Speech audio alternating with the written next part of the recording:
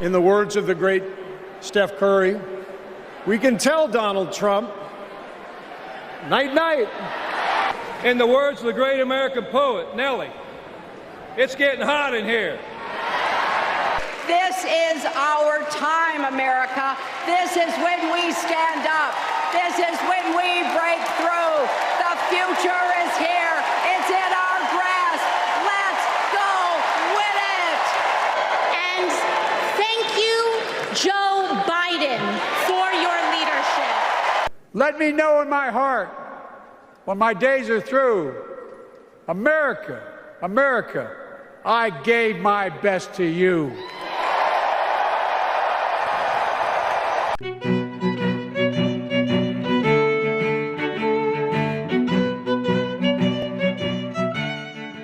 Welcome to Street Politics. My name is Reese Waters. Don't forget to like the video and subscribe to the page. I'm Derek Johnson, President and CEO of the NAACP, and I'm here to do my black job. That's right. I am on my black job. I got everything you need to know that happened the first day of the DNC convention. And any black job in 2024 has to start with Jesse Jackson, because we got to keep hope alive.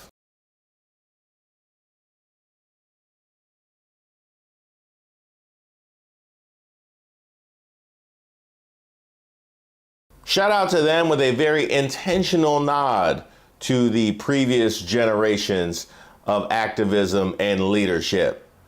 Followed by the next generation, Jasmine Crockett. Will a vindictive, vile villain violate voters' vision? She was so good, I did a piece all about her speech. You can check out that link in the bio. There was United Auto Workers President Shawn Fain. In the words of the great American poet, Nellie, it's getting hot in here.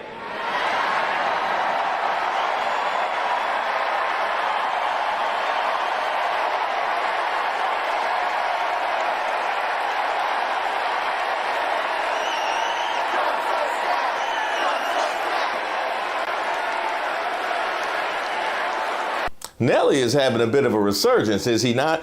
I'm just glad he didn't finish that chorus, because it's a family show. Oh, come on, Trump. You could take a little scab after threatening to fire workers who strike. Well, you're the greatest cutter. I mean, I look at what you do. You walk in and you just say, you want to quit? They go on strike. I won't mention the name of the company, but they go on strike and you say, that's okay. You're all gone. You're all gone. So every one of you is gone, and you are the greatest. You would be very good. And it's not like it's the worst thing you've been called. That's right. That's how Donald Trump's day went today. The woman he has paid more money to than any woman he hasn't married, criminal defense attorney Susan Necheles, repeatedly called her client, Donald Trump, the orange turd on what she thought was an effective cross-examination of Stormy Daniels. So imagine Donald Trump sitting in that courtroom today, slumped in his chair, leaving his eyes closed for long stretches, being forced to listen with eyes closed or eyes open to one of his criminal defense lawyers on whom he has lavished money provided by his political contributors. Listen to her repeatedly call him the orange turd. And Donald Trump is, of course, the most vain human being who has ever entered that courthouse. But his colossal vanity combined with his even more colossal stupidity leaves us unable to tell what he was experiencing. A normal person couldn't be more humiliated. Donald Trump? Was that the first time he's heard himself referred to as the orange turd? There was Team USA and Golden State Warriors head coach Steve Kerr.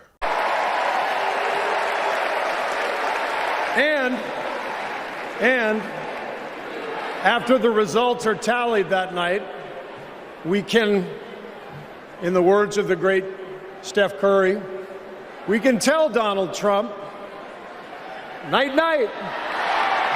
Thank you.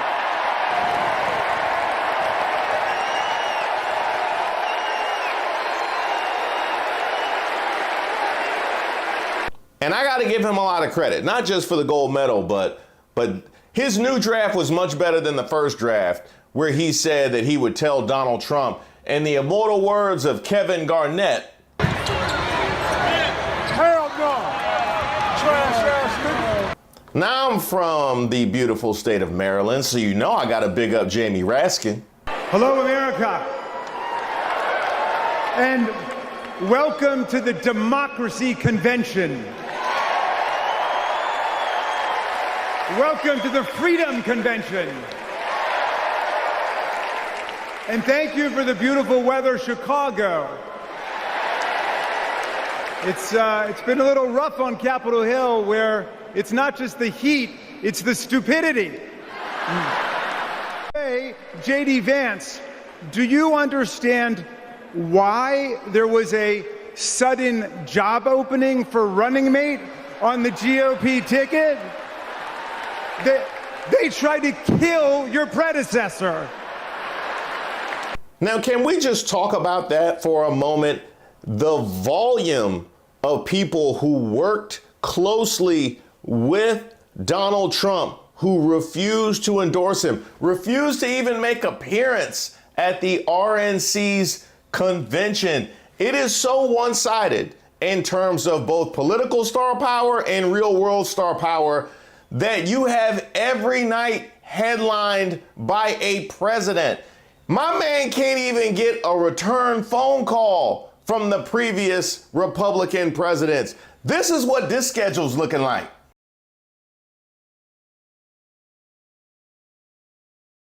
Now, I understand with that kind of star power, things might run a little bit long. Yeah, things might run a little bit late, but that late? 12:30 late? I mean, you had me woken up by the crowd when each new person came on stage. But thankfully, everybody knew why they were there. Thank you, Chicago, for your energy.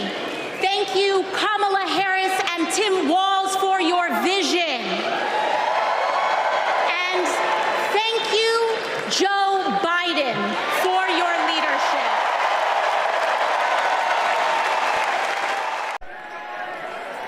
First, though, let's salute President Biden.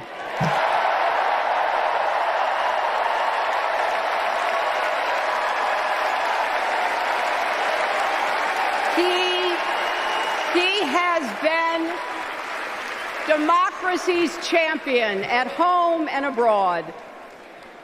He brought dignity, decency, and competence back to the White House.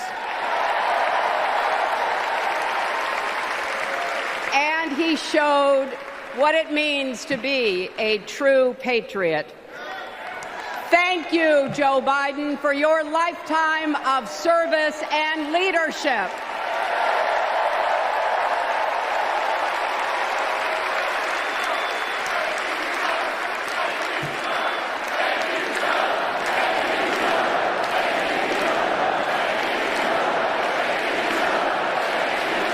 Now, I will keep it 100 with you. I was unsure about Hillary when I saw her on the ledger. She is a legend. She is an icon. She was the first woman to secure the nomination and looked to be sailing on her way to the presidency. But I thought it might have been a little, I don't know, bad juju. You don't really have the team that lost the previous Super Bowl come and give a pep talk before this year's Super Bowl. That don't feel right. But Hillary Clinton was fantastic. I see the freedom to look our children in the eye and say, in America, you can go as far as your hard work and talent will take you, and mean it. And you know what? On the other side of that glass ceiling is Kamala Harris raising her hand and taking the oath of office as our 47th President of the United States.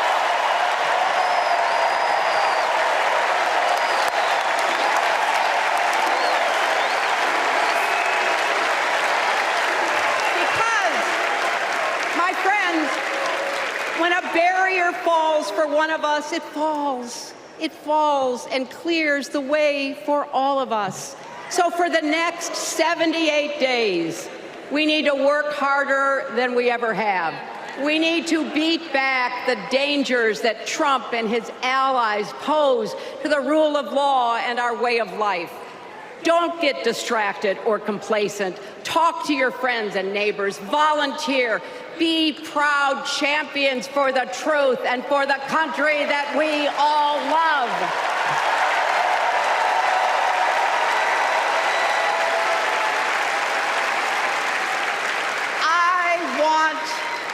I want my grandchildren and their grandchildren to know I was here at this moment, that we were here, and that we were with Kamala Harris every step of the way.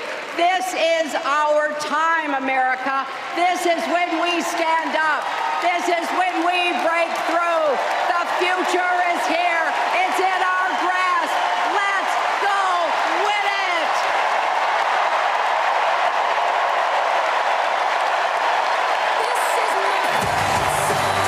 Hillary Clinton was as clean as them pantsuits. I'm telling you. She came in, she met the moment. And you know what? So did this crowd.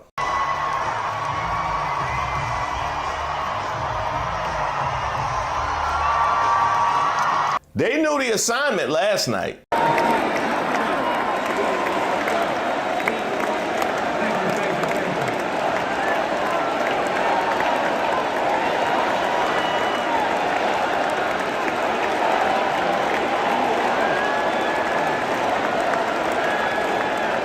Now here's a point where I have to ask, would Trump have allowed this? Would Trump have allowed signs praising anybody but him at the RNC? Do you think he would have sat there and tolerated a bunch of "We Love Joe" signs, even for the predecessor that paved the way for him to secure the nomination? What does that say? World peace? Like, you mean like actual world peace? All right, that's fine. That can stay. Actually, no, I forgot about Meta World Peace. That gotta go. Meanwhile, not only do you have one night devoted to Joe Biden, Kamala actually made an appearance to honor Joe. Good evening, everyone.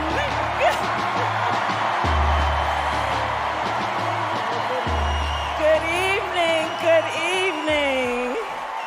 It is so good to be with everyone this evening in this hall and everyone at home.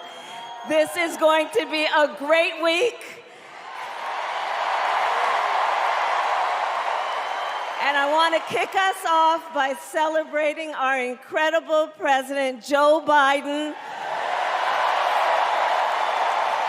who will be speaking later tonight. Joe, thank you for your historic leadership, for your lifetime of service to our nation, and for all you will continue to do. We are forever grateful to you.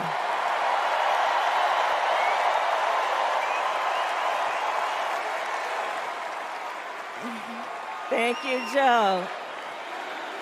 And looking out at everyone tonight, I see the beauty of our great nation. People from every corner of our country and every walk of life are here, united by our shared vision for the future of our country. And this November, we will come together and declare with one voice, as one people, we are moving forward. With optimism, hope, and faith, so guided by our love of country, knowing we all have so much more in common than what separates us, let us fight for the ideals we hold dear, and let us always remember, when we fight, we win. God bless you. God bless the United States of America. Now, by the time all that happened, it was so late the crowd had to wake me up again. But I caught the moment. Sorry I had to mute a portion of that. They had to blast music in, knowing that we were going to use it for commentary and that it would be a problem. This is where it's actually easier to commentate on the RNC convention because you don't have those kind of problems because nobody will give them rights to the music. That moment of Joe Biden with his daughter, wow. Juxtapose that with Trump because you remember what happened at the RNC.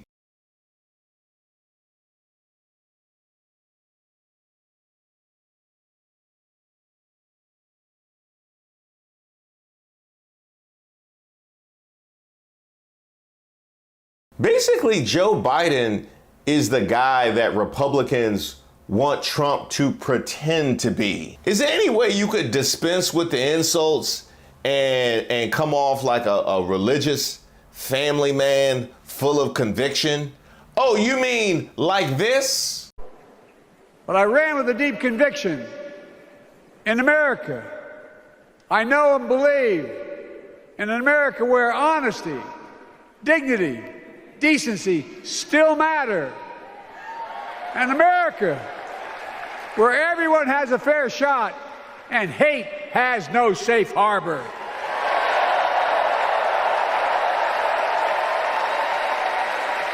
An America where the fundamental creed of this nation, that all of us are created equal, is still very much alive.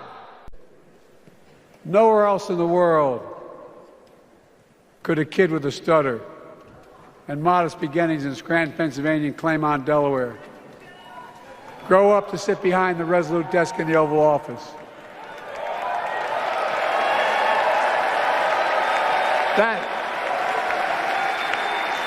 That's because America is and always has been a nation of possibilities. Possibilities. We must never lose that. Never. To serve as your president. I love the job, but I love my country more. I love my country more. And all this talk about how I'm angry at all those people who said I should step down. That's not true.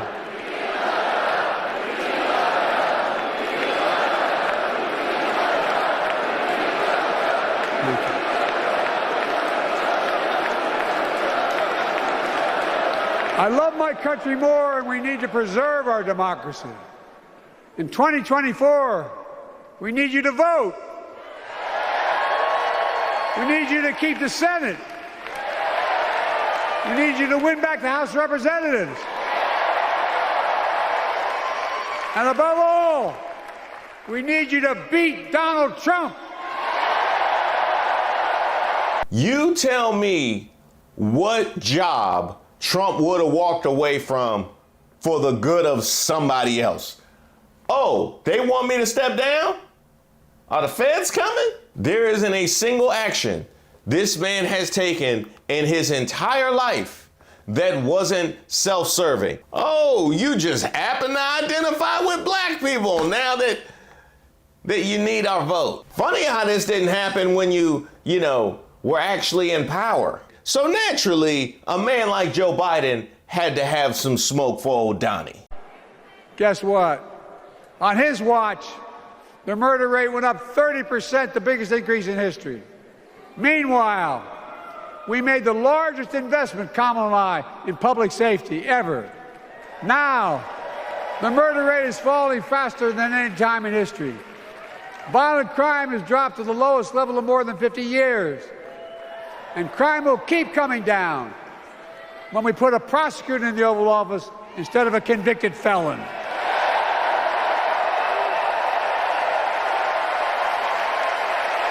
But he saved his best for last. The song is called American Anthem. There's one verse that stands out, and I can't sing worth a damn, so I'm not going to try. I'll just quote it. The work and prayers of centuries have brought us to this day. What shall our legacy be? What will our children say? Let me know in my heart, when my days are through, America, America, I gave my best to you.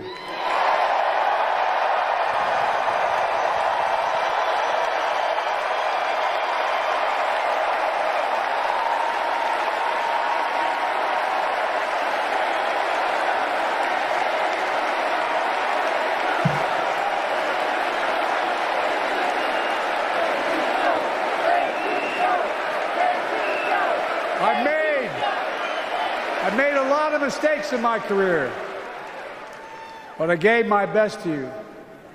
For 50 years, like many of you, I've given my heart and soul to our nation.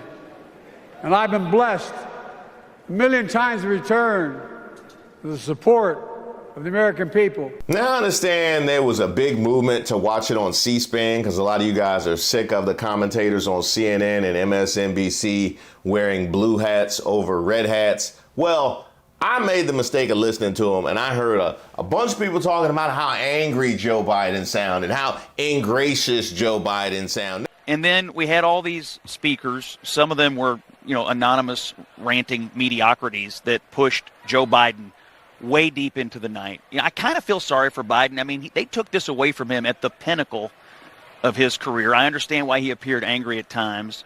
And I thought some of the speech met the moment. Some of it, though, was hyper-partisan, frankly false ranting about his opponent. They was actually no better than the people on Twitter that had Angry Joe trending. And to you all, I say, do you remember what Joe Biden used to sound like? And the unparalleled bravery of our special forces.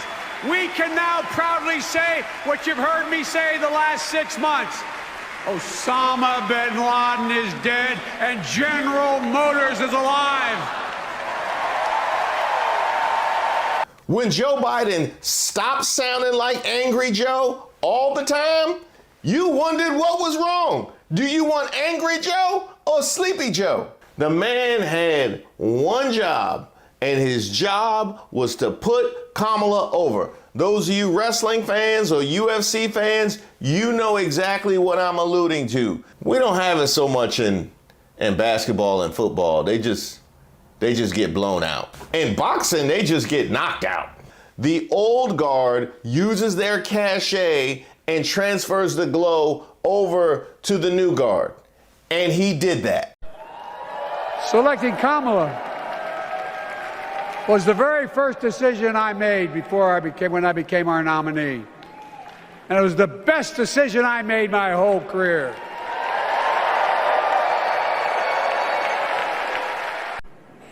But join me in promising your whole heart to this effort, and where my heart will be. I promise I'll be the best volunteer Harrison Waltz has Cam ever seen. Now, if you think Joe Biden was in any way ingracious, I want to give you this simple scenario. Either one of two things happened. Either he willfully decided to step down for the good of the party and listen to all of his advisors and decided to do the thing that was in the best interest of the country, or he had his arm twisted and his feet held to the fire, and he unwillingly decided to step down, but still turned around a month later and gave this speech, giving her all of this praise and to give her the best opportunity to win. What you want from the man? Joe Biden has been in public service since he was in his mid-20s. Joe Biden knows what it's like to be a young person that has something to say, that wants to get engaged and get involved, that feels like the people in power don't, haven't passed the baton to the younger generation. That's what Joe Biden was when he got in. When he was 29 years old, he was elected to the United States Senate. His first wife and baby daughter are killed in a car accident. And he said he didn't want to serve. And it was the senators in the United States Senate at the time that pulled him in, Republicans and Democrats, that made sure that he would be okay and told him that you need to be here. We need you. America needs you. The Senate needs you. America definitely needed Joe Biden. And to go from that 29-year-old young person to this seasoned president who won an election who won a primary that everybody said he couldn't win, who beat Donald Trump in an election where everyone said he was just in the basement and they didn't know how he was going to do it, and then became president of the United States, vaccinated America, cut bipartisan deals, and even the people who work for him, we were like, well, we don't know, sir, but we gonna do what you say do. I just don't know how he gonna do it, but he got it done. And then to say, and I'm still not finished, I still want to run. The people say, no, you're not. Joe Biden says, yes, I am. And then he says, you know what? I need to do what's best for America. And then while everybody else was playing checkers, Joe Biden was playing chess and said, I'm passing the baton to my vice president, the person who has been loyal to not just me, but America throughout this entire process, the person who I said is the representative of what the future of this party is. That's Joe Biden. So if he wanted to speak for 25 more minutes now, I would have been like, I want to go to sleep now, Rachel. I'm going to catch Rachel from a hotel room. But he deserved this night and so much more. Amen. Sincere thanks to everybody who's reached out to me and submitted suggestions for videos. Keep them coming. I take submissions for ideas for a video, suggestions for Racist of the Week. If you have something that just troubles you, or you just want to send me a note, because I love getting those notes, go ahead and shoot me an email at reesewaters.com. I also have a newsletter that I send out periodically, so you'll be receiving that as well. You can also sign up on my website, reesewaters.com.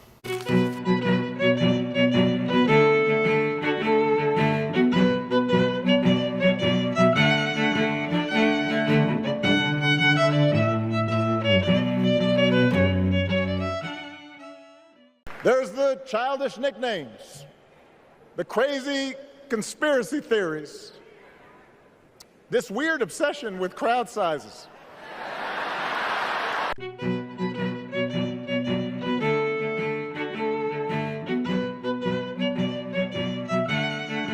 Welcome to Street Politics. My name is Reese Waters. Don't forget to like the video and subscribe to the page.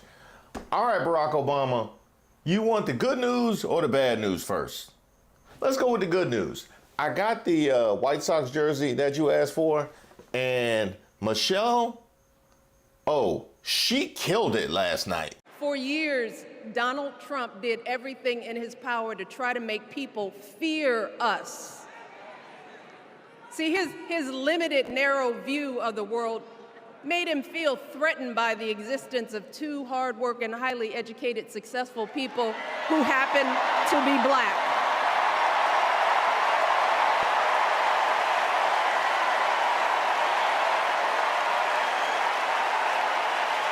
Wait.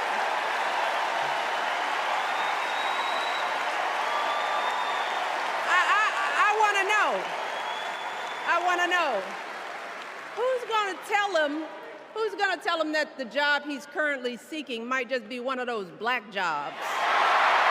Yeah, people was crying like the end of Set It Off. It was something to see, which brings me to the bad news.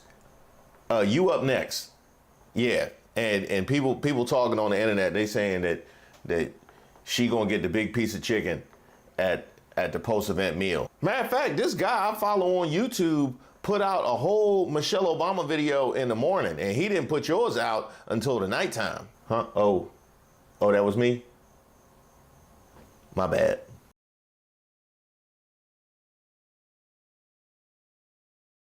I have been here before. Believe me, I have had to follow some incredible acts in my time and seen the disappointment on people's faces.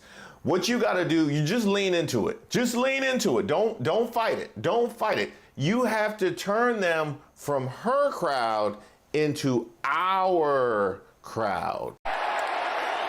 Thank you, thank you. Thank you, everybody. Thank you.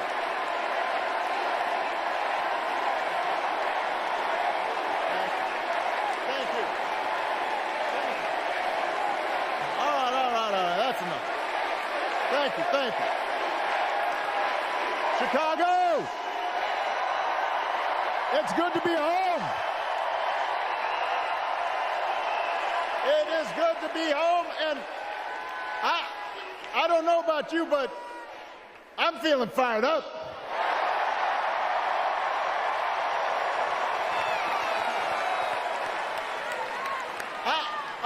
I am feeling ready to go.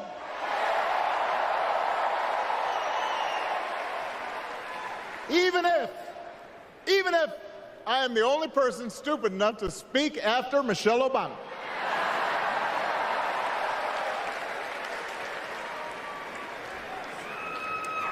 I am feeling hopeful because this convention has always been pretty good to kids with funny names who believe in a country where anything is possible. Excellent, excellent. That was so well done. Now the scouting report on this crowd says to drag Trump to the white meat. What you got in the chamber? From a guy whose act has, let's face it, gotten pretty stale. We do not need 4 more years of bluster and bumbling and chaos. We have seen that movie before, and we all know that the sequel is usually worse.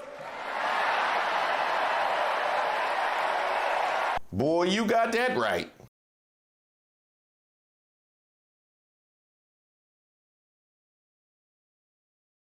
The people who will decide this election are asking a very simple question. Who will fight for me? Who's thinking about my future, about my children's future, about our future together? One thing is for certain, Donald Trump is not losing sleep over that question.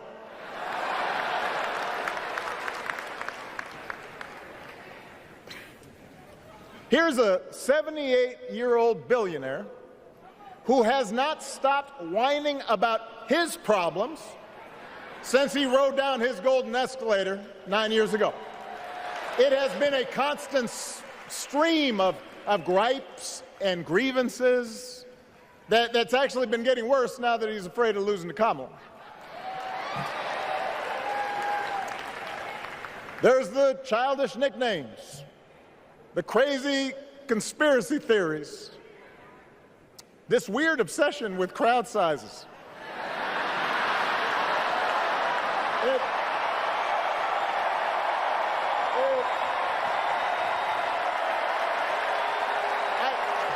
It just goes on and on. Yes, he gonna cry in the car. Yeah. He gonna cry in the car. This weird obsession with crowd sizes. I see what you did there.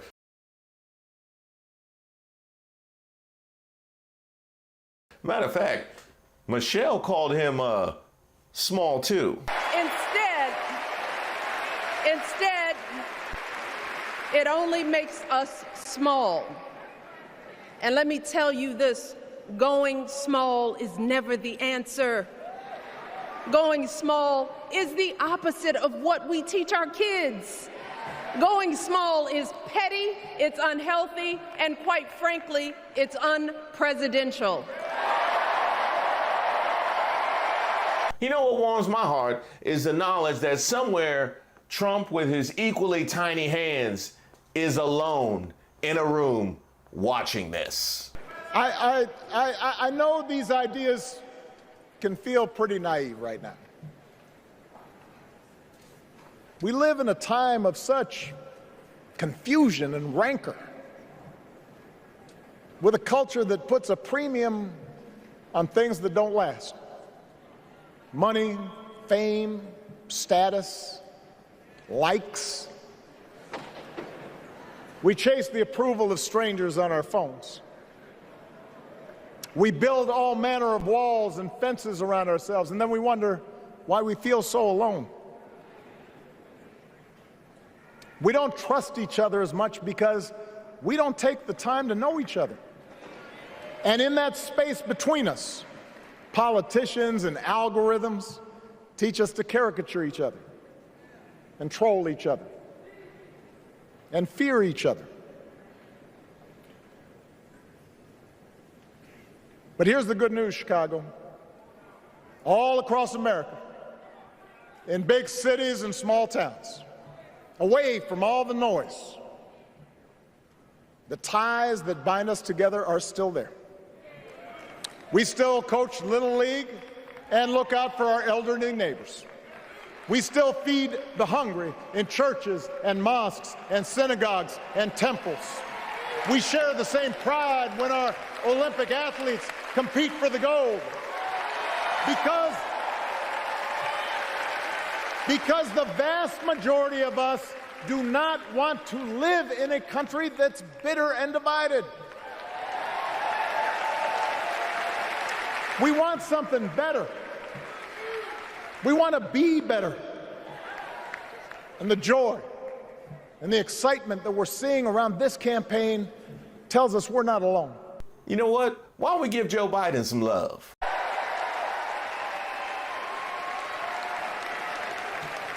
It's been 16 years since I had the honor of accepting this party's nomination for president. And I know that's hard to believe because I have not aged a bit. But it's true. And looking back, I can say without question that my first big decision as your nominee turned out to be one of my best. And that was asking Joe Biden to serve by my side as vice president.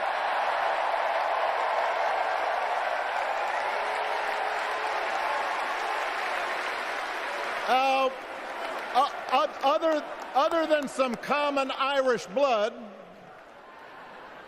Joe and I come from different backgrounds, but we became brothers. And as we worked together for 8, sometimes pretty tough years, what I came to admire most about Joe wasn't just his smarts, his experience. It was his empathy and his decency and his hard-earned resilience, his unshakable belief that everyone in this country deserves a fair shot.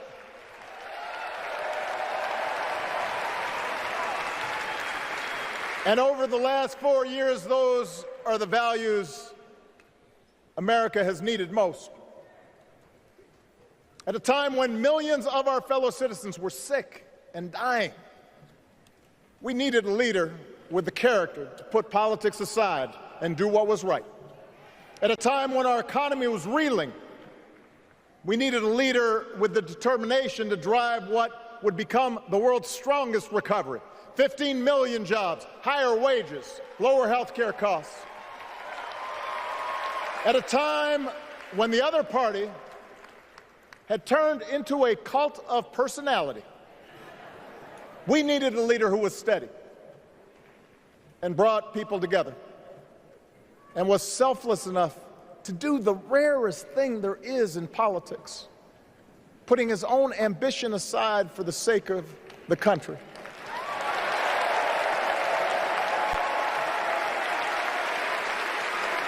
History will remember Joe Biden as an outstanding president who defended democracy at a moment of great danger. And I am proud to call him my president, but I am even prouder to call him my friend.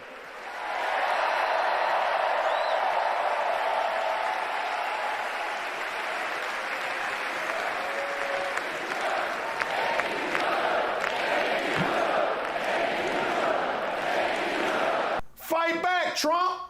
Fight back! Fight back, Trump! I like him. I think he's a nice gentleman, but he was very, very weak on trade. If you take a look at what happened to our country trade-wise, it was a disaster.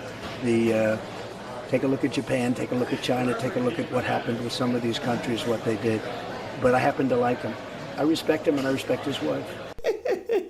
Okay, we can stop. He's already dead. Oh man, after years of slander and racism and sexism and all that you can name directed at the Obamas, now all of a sudden he likes and respects him. Huh, must be something to do with that dwindling crowd I see. That sense of mutual respect has to be part of our message. Our politics have become so polarized these days that all of us across the political spectrum seem so quick to assume the worst in others, unless they agree with us on every single issue. We start thinking that the only way to win is to scold and shame and out-yell the other side. And after a while, regular folks just tune out, or they don't bother to vote. Now, that approach may work for the politicians who just want attention and thrive on division, but it won't work for us to make progress on the things we care about, the things that really affect people's lives. We need to remember that we've all got our blind spots and contradictions and prejudices, and that if we want to win over those who aren't yet ready to support our candidates, we need to listen to their concerns and maybe learn something in the process. After all, if a parent or grandparent occasionally says something that makes us cringe, we don't automatically assume they're bad people. We recognize that the world is moving fast, that they need time and maybe a little encouragement to catch up. Our fellow citizens deserve the same grace we hope they'll extend to us. Now, let's turn to Kamala. But she also knows college shouldn't be the only ticket to the middle class. We need to follow the lead of governors like Tim Walz, who said, if you've got the skills and the drive, you shouldn't need a degree to work for state government. And in this new economy, we need a president who actually cares about the millions of people all across this country who wake up every single day to do the essential, often thankless work, to care for our sick, to clean our streets, to deliver our packages. We need a president who will stand up for their right to bargain for better wages and working conditions. And Kamala will be that president.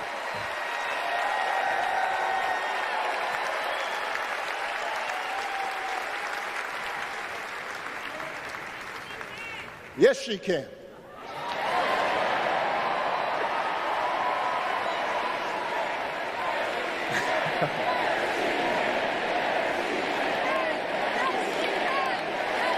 Yes, she can. Okay, next I got vision for the future. That's how we can build a true Democratic majority, one that can get things done. And by the way, that does not just matter to the people in this country. The rest of the world is watching to see if we can actually pull this off.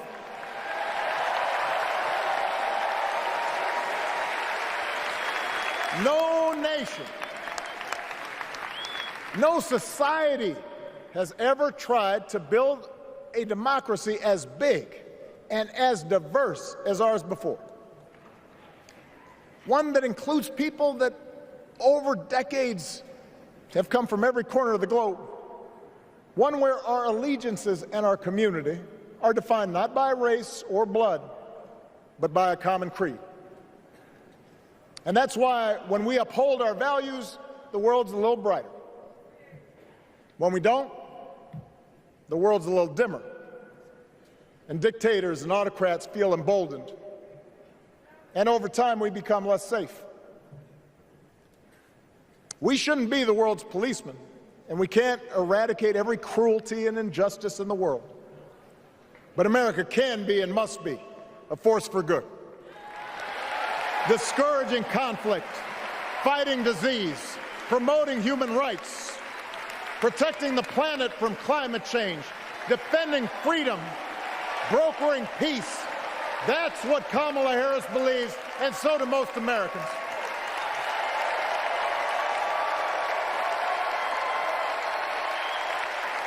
Okay, last but not... Hey, Barry, what you doing? On health care, we should all be proud of the enormous progress that we've made through the Affordable Care Act. providing millions of people access to affordable coverage, protecting millions more from unscrupulous insurance practices. I noticed, by the way, that since it's become popular, they don't call it Obamacare no more.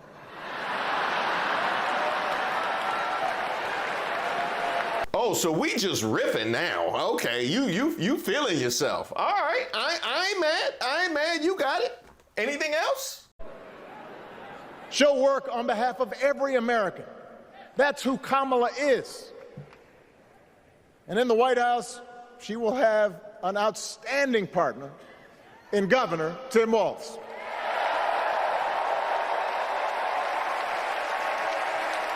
Let me tell you something. Let me tell you something. I love this guy. Tim is the kind of person who should be in politics. Born in a small town, served his country, taught kids, coached football, took care of his neighbors.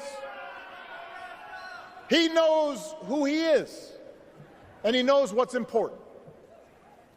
You can tell those flannel shirts he wears don't come from some political consultant.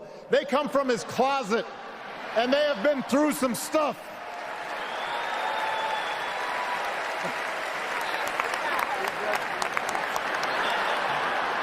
They have been through some stuff. That's right.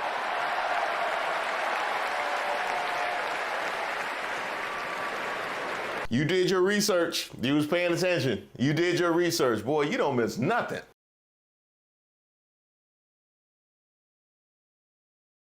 Out here looking like a thrift store mannequin, you know, if they had mannequins. By the way, can we put some respect on Gwen Wall's name?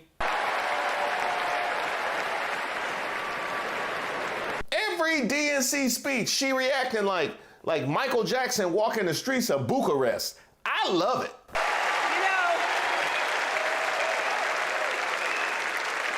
Well, Barry, the verdict is in.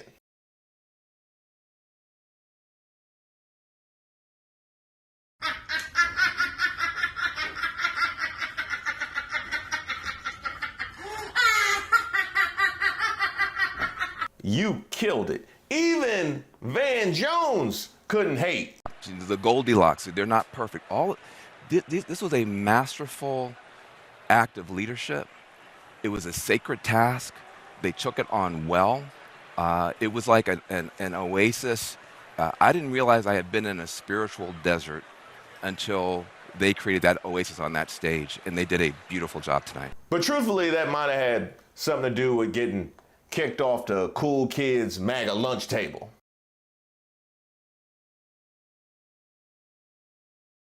Now, I mentioned this in my Michelle Obama video that I put out earlier today.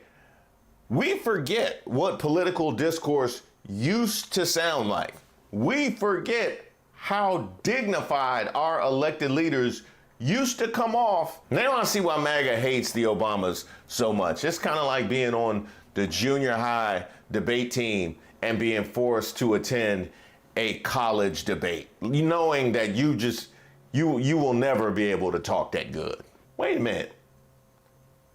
Is that Byron Donalds? I'm here at the DNC. Is this Mr. Fascist Byron Donalds? In the flesh? What the? Hey, Byron, what you doing here? Is he selling Jamaican flag t-shirts?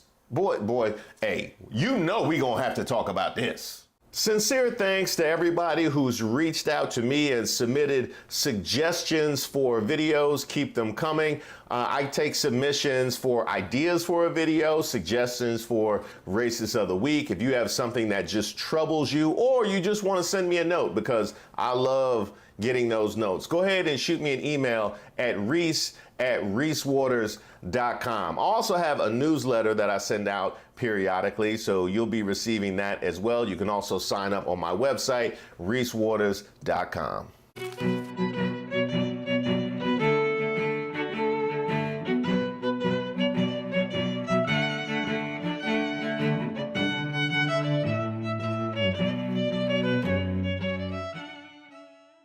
Donald Trump is like an old boyfriend who you broke up with, but he just won't go away. Because we know that Donald Trump would sell this country for $1 if it meant lining his own pockets and greasing the palms of his Wall Street friends. He would probably sell it for some toilet paper, because from those evidence photos we saw at Mar-a-Lago, I ain't seen none.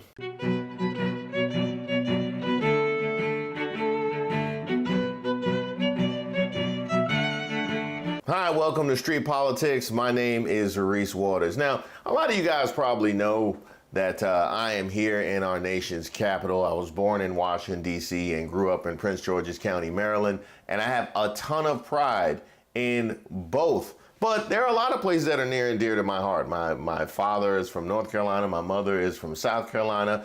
My wife is from Ohio. We go to all three of those all the time. The Bay Area is like my favorite place on the planet. I love Canada. Favorite place to do comedy, Seattle and Indianapolis. There are a ton of places that are near and dear to my heart. However, I have spent most of my adult life in New York City. I went to college in New York City. I came of age in New York City. So there is something that happens inside me when a New Yorker starts talking that talk.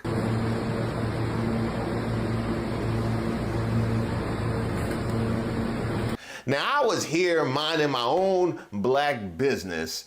And I'm here to do my black job. And House Minority Leader Hakeem Jeffries came on and gave me all the warm and fuzzies. He was talking that talk. It's time to go to New York, y'all. It's a high honor and a distinct privilege as a Brooklynite, New Yorker, and as an American. Yeah. Now the road ahead will not be easy, which brings me to you-know-who. Donald Trump is like an old boyfriend who you broke up with, but he just won't go away. He has spent the last 4 years spinning the block, trying to get back into a relationship with the American people. Bro, we broke up with you for a reason.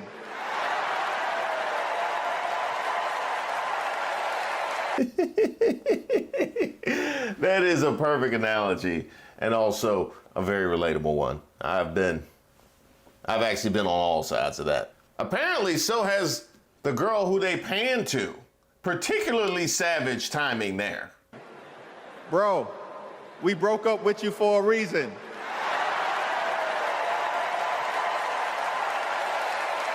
Trump was the mastermind of the GOP tax scam, where 83% of the benefits went to the wealthiest 1% in America. Trump failed our country during the COVID-19 pandemic.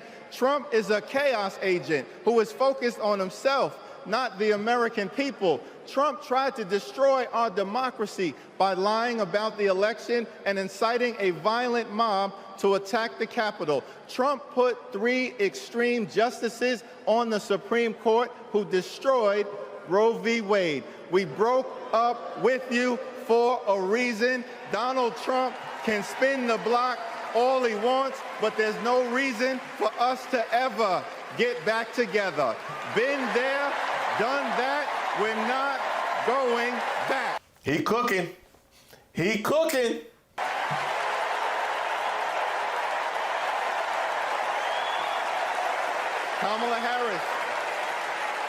Kamala Harris and House Democrats will always put people over politics.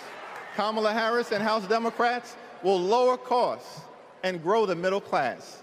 Kamala Harris and House Democrats will fix our broken immigration system and secure the border.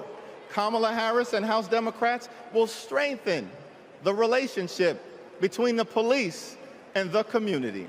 Kamala Harris and House Democrats will continue to combat the climate crisis with the fierce urgency of now. Kamala Harris and House Democrats will protect Social Security, protect Medicare, protect Medicaid, protect the Affordable Care Act, protect working families, protect small businesses, protect the middle class, protect free enterprise, protect our children, protect our seniors, protect our veterans, protect our unions, protect our dreamers, and always protect a woman's freedom to make her own reproductive health care decisions.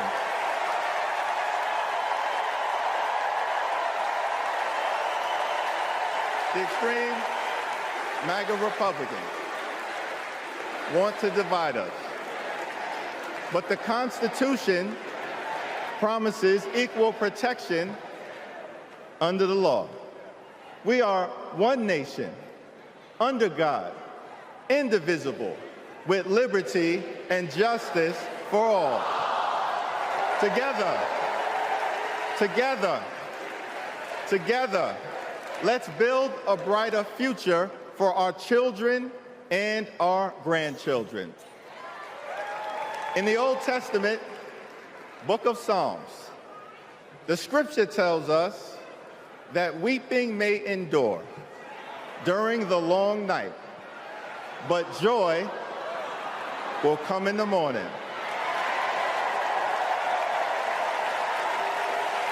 Now, Hakeem Jeffries, now you stunting. Come on, you know MAGA don't know no scripture. They don't know no scripture. I bet that ain't even in the Trump Bibles. Here's how we do it. Strategize on Sunday. Meet the moment on Monday. Take it to them on Tuesday. Work it out on Wednesday. Thank the Lord on Thursday. Fight the power on Friday. Set it off on Saturday. Get a few hours of sleep, wake up the next day, and do it all over again until joy, joy, joy comes in the morning.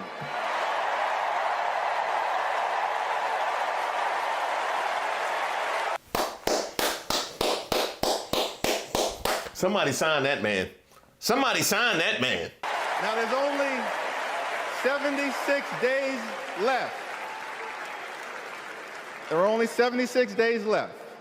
We must continue to speak up. We must continue to show up. We must continue to stand up, not as Democrats or Republicans, but as Americans. And when we do, nothing can stop Kamala Harris from becoming the 47th President of the United States of America. Nothing can stop House Democrats from taking back the majority. Nothing can stop the American people from continuing our march toward a more perfect union. Nothing can stop us. We're all the way up. God bless you. God bless Kamala Harris. May God bless the United States of America.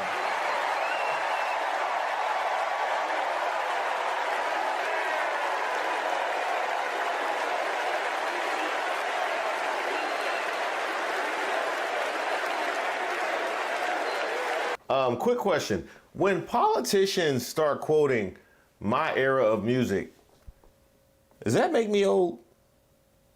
Does that make me, I'm just thinking about the politicians that I grew up with. If they was quoting music that I was actively listening to, I would go ahead and just buy a walker right now or one of them chairs for the shower.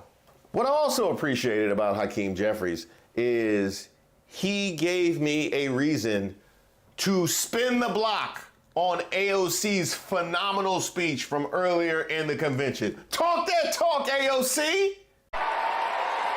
Thank you, Chicago, for your energy.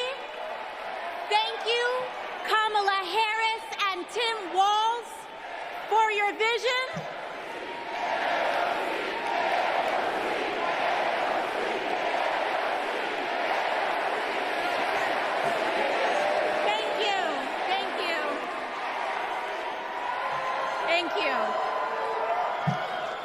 Thank you, Chicago, for your energy. Thank you, Kamala Harris and Tim Walz, for your vision. And thank you, Joe Biden, for your leadership.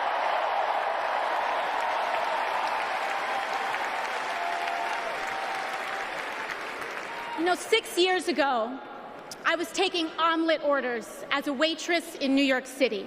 Yep. I didn't have health insurance. My family was fighting off foreclosure, and we were struggling with bills after my dad passed away unexpectedly from cancer. Like millions of Americans, we were just looking for an honest shake.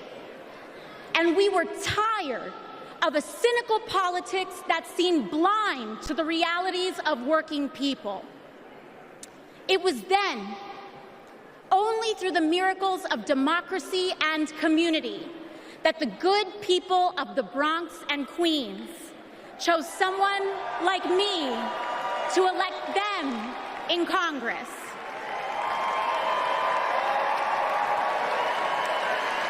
And America, in my heart, I know from that same cloth of hope and aspiration, we will also elect Kamala Harris and Tim Walz as President and Vice President of the United States of America.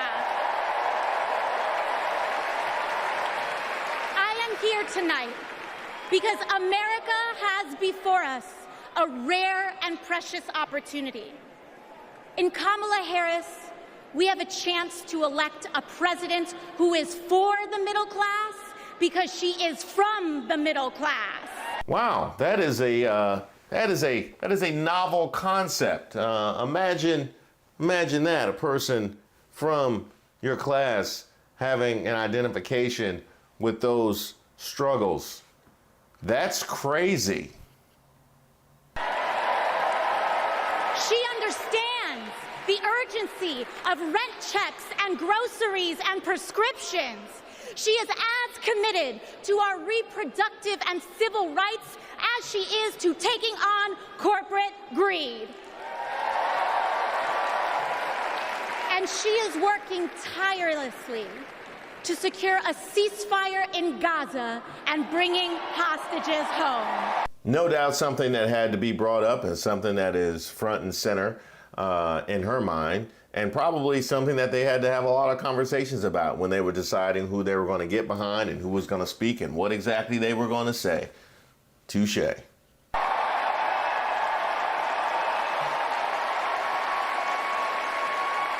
Kamala Harris, I see a leader who understands.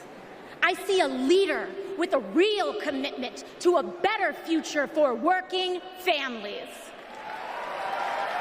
And Chicago, we have to help her win. Because we know that Donald Trump would sell this country for $1 if it meant lining his own pockets and greasing the palms of his Wall Street friends. He would probably sell it for some toilet paper, because from those evidence photos we saw at Mar-a-Lago, I ain't seen none.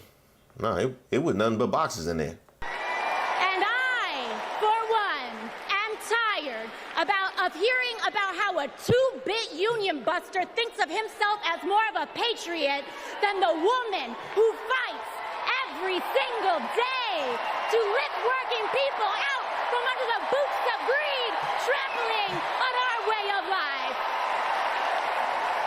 One more time for those in the back. And I, for one, am tired of hearing about how a two-bit union buster thinks of himself as more of a patriot than the woman who fights every single day to lift working people out from under the boots of greed, trampling on our way of life. One more time for those in the bathroom, waiting on toilet paper. And I, for one, am tired of hearing about how a two-bit union buster thinks of himself as more of a patriot than the woman who fights every single day to lift working people out from under the boots of greed, trampling on our way of life. The truth is, Don, you cannot. Somebody help Jesse. Did somebody get Jesse? Y'all left him there? Is he still there? The truth is, Don, you cannot love this country if you only fight for the wealthy and big business. To love this country is to fight for its people. All people, working people, everyday Americans like bartenders and factory workers and fast food cashiers who punch a clock and are on their feet all day in some of the toughest jobs out there. You know, ever since I got elected, Republicans have attacked me by saying that I should go back to bartending. But let me tell you, I'm happy to any day of the week because there is nothing wrong with working for a living.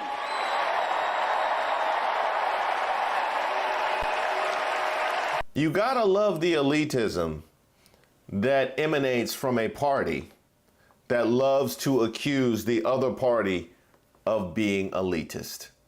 I mean, the fact that this doesn't occur to these red hats, I believe former Trump White House press secretary Stephanie Grisham addressed this directly. I spent Easter, Thanksgiving, Christmas, and New Year's all at Mar-a-Lago. I saw him when the cameras were off. Behind closed doors, Trump mocks his supporters. He calls them basement dwellers. But of course, you know better. You got a Trump Bible. Imagine having leaders in the White House who understand that. Leaders like Kamala and Tim. But Chicago, just because the choice is clear to us does not mean that the path will be easy. Over the next 78 days, we will have to pour every ounce, every minute, every moment into making history on November 5th. But we cannot send Kamala and Tim to the White House alone. Together, we must also elect strong Democratic majorities in the House and in the Senate so that we can deliver on an ambitious agenda for the people.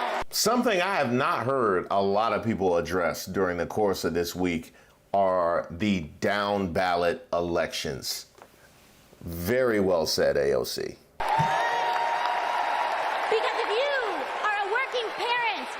To afford rent and childcare, Kamala is for you. If you are a senior who had to go back to work because your retirement didn't stretch far enough, Kamala is for you. If you're an immigrant family just starting your American story, Kamala is for you. America, when we knock on our neighbor's door, organize our communities, and elect Kamala Harris to the presidency on November 5th, we will send a loud message that the people of this nation will not go back. We choose a new path and open the door to a new day, one that is for the people and by the people. Thank you. Thank you very much. God bless. God bless you all.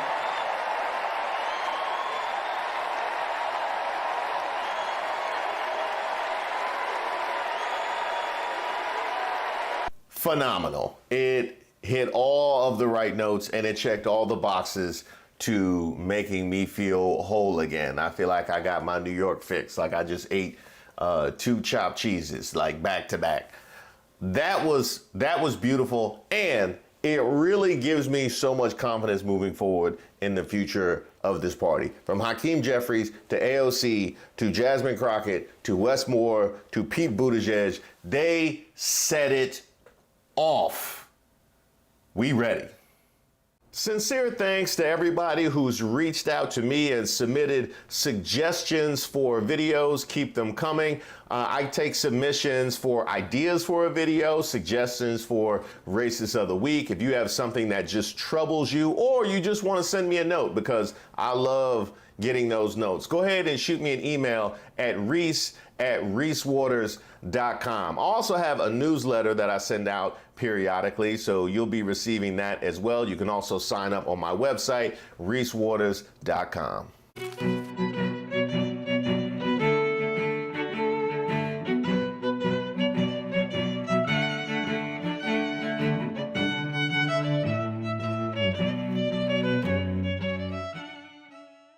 as somebody that is actually a member of said fan base, he's not wrong, okay? He's not wrong.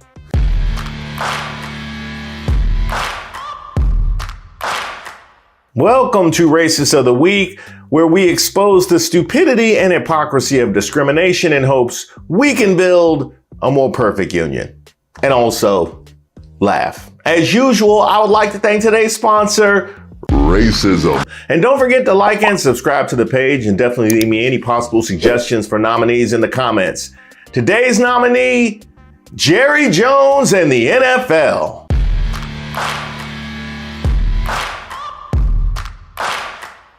No, don't. That's not right. No, the NFL cannot be racist because they sing in the Black National Anthem, before all the games. Well, how about the reaction? Lift every voice and sing till earth and heaven. Well, that's not the NFL's fault, though.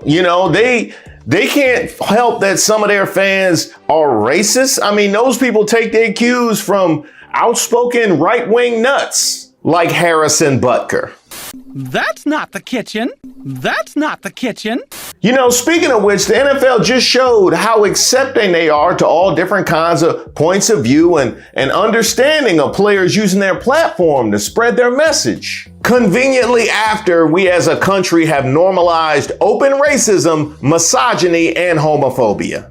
But I would venture to guess that the majority of you are most excited about your marriage and the children you will bring into this world. He's a kicker for the Kansas City Chiefs, and I learned that kickers rarely get tackled. So based on his misogynistic rant during a recent commencement address, I'm guessing this Bible thumper thumped himself a little too hard with his Bible and gave himself CTE. Some of you may go on to lead successful careers in the world, but I would venture to guess that the majority of you are most excited about your marriage and the children you will bring into this world, and embrace one of the most important titles of all, homemaker. First of all, Harrison, you're a kicker, so you have one important part of your body, and it's not your fucking brain. I can tell you that my beautiful wife, Isabel, would be the first to say that her life truly started when she began living her vocation as a wife and as a mother. Isabel's dream of having a career might not have come true, but if you asked her today if she has any regrets on her decision, she would laugh out loud without hesitation and say, heck no. Isabel, please blink twice if you need us to call for help.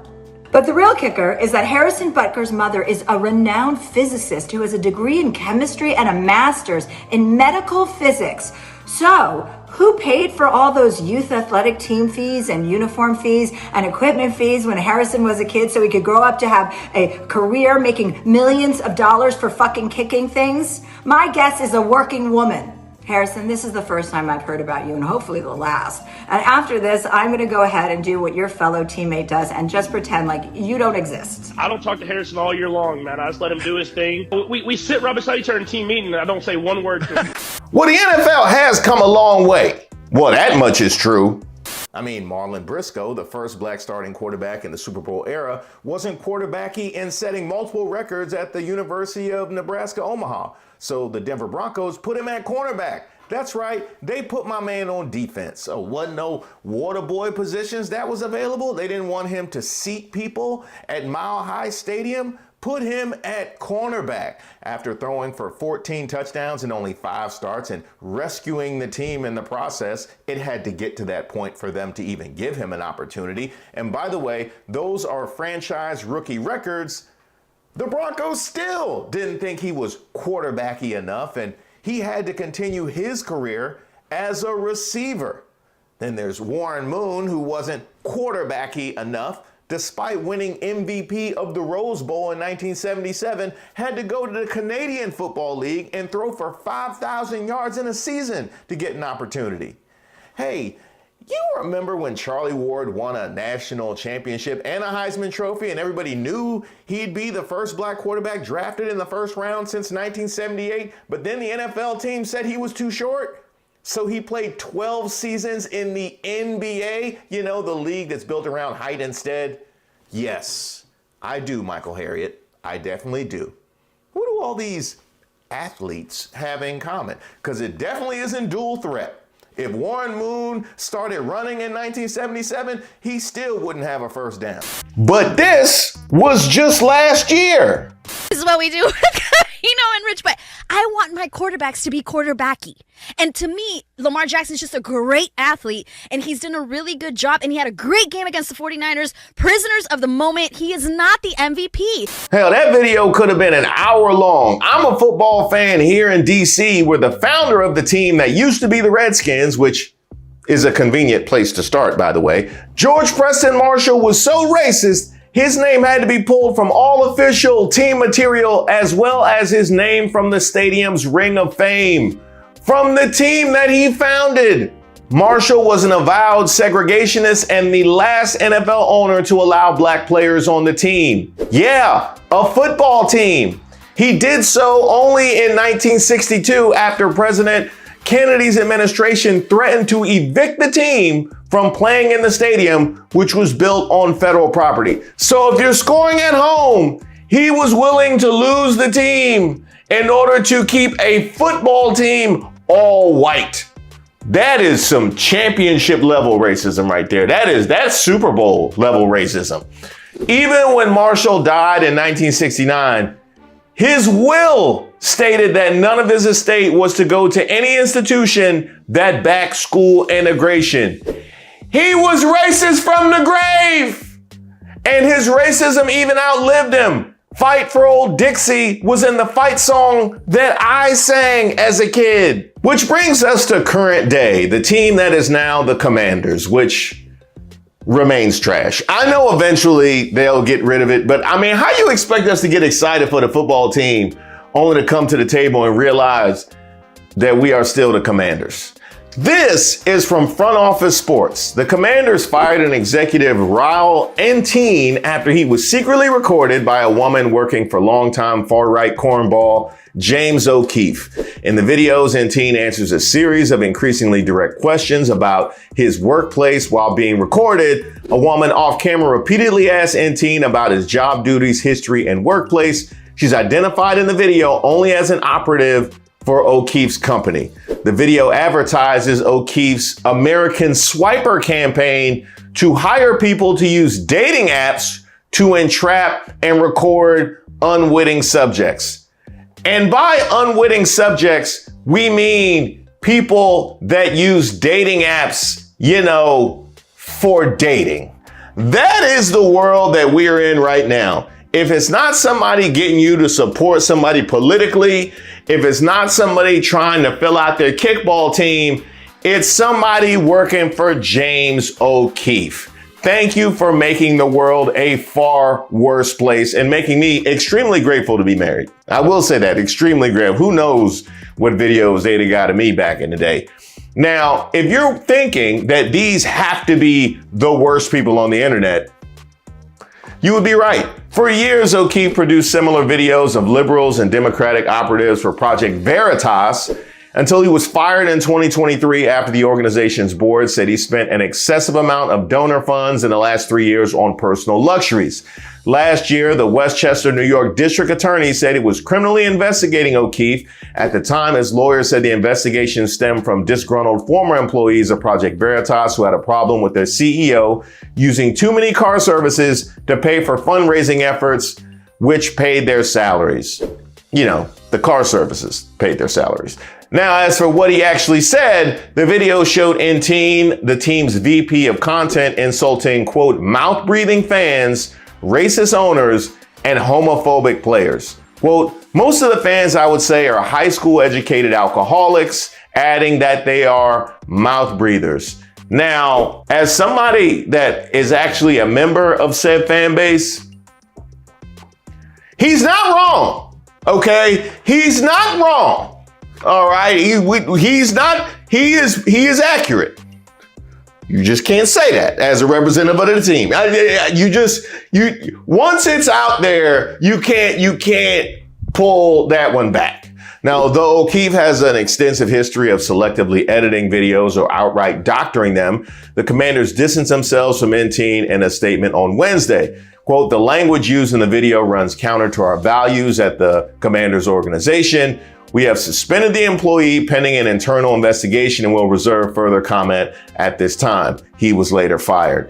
NT's LinkedIn page says he was hired by Washington as Senior Director of Content in 2020 before current owner Josh Harris purchased the team after working for the XFL and the New York Jets. Well, there it is right there. I mean, this is some XFL New York Jets stuff. Not to mention he was a Dan Snyder hire. You can't expect a Dan Snyder hire to operate in any other way.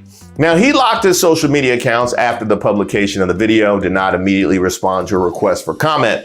The videos show NT calling NFL Commissioner Roger Goodell a $50 million puppet and saying Cowboys owner Jerry Jones is the true commissioner. NT appears cynical about the league's performative social justice initiatives and said Jones, quote, hates gay people and black people.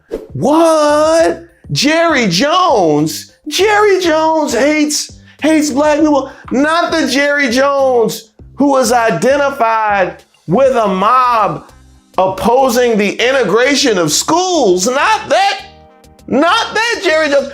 Not the Jerry Jones who called Trump the hardest worker he's ever seen. I am shocked. As for him calling the NFL's social justice efforts performative, to object to that, you would have to think that these owners have had a come to Jesus moment and completely reconstructed who they are on the inside in the course of the last few years, while also maintaining little to no progress when it comes to integrating their upper offices and their upper management. Yeah. Now, is that good or is that bad? Well, I will say this. Performative gestures in and of themselves aren't bad per se. You would have to say, oh, well, is it better if they were just like openly hostile and like openly racist, as opposed to letting them sing the Black National Anthem and riling up all of MAGA? And that is a fair point. However, if those performative justice efforts then provide you cover for you to continue to operate the way that you were operating, then it's extremely problematic and damaging. It'd be like if you start coming home with flowers and candy for your spouse on the regular, just to turn around and leave at 11 p.m. and stay out all night the way that you used to. Where you been all night? That bouquet of roses says I do what I want to.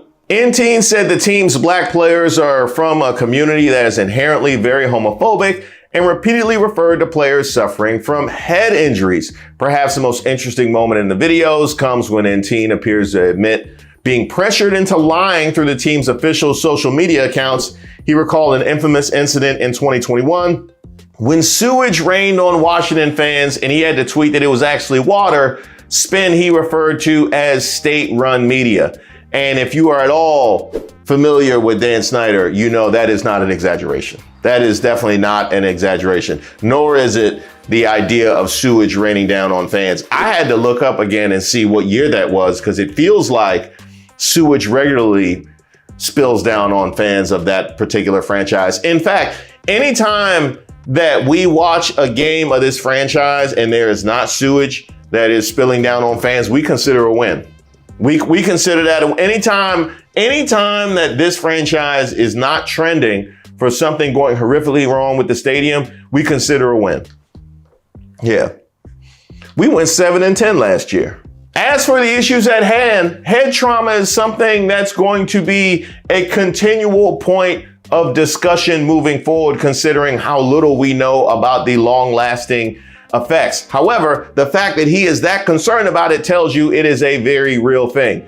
As far as homophobia is concerned, well, we have seen the volume of players to come out after they no longer had to be in those locker rooms. So that should tell you a whole lot about how open and accepting an environment it in fact is. As far as the racism is concerned, well, we know the history. And we also see what your board's looking like. We also see what your management's looking like. And we also see what your coaching ranks are looking like.